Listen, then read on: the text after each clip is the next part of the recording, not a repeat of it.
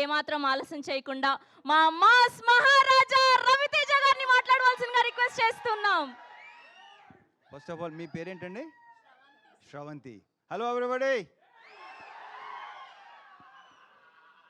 మీరు కూడా చాలా ఎనర్జెటిక్గా ఉన్నారండి.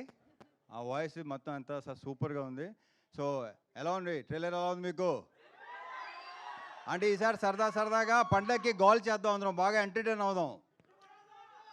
అండ్ ఈ సంక్రాంతికి ఏంటంటే ఇది ఒకటే కాదు, అన్ని సినిమాలు ఎంటర్టైన్మెంట్ సినిమాలు. So full entertainment. ఈ సంక్రాంతి టోటల్గా ఎంటర్టైన్మెంట్ సంక్రాంతి అవుద్దని నా ప్రగాఢ నమ్మకం. So thank you so much. And ఇందాక క్వశ్చన్ చేశారు కదా అందరినీ మీరు.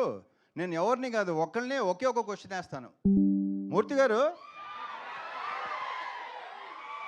ఎవరిని నేను ఓన్లీ మూర్తి గారు.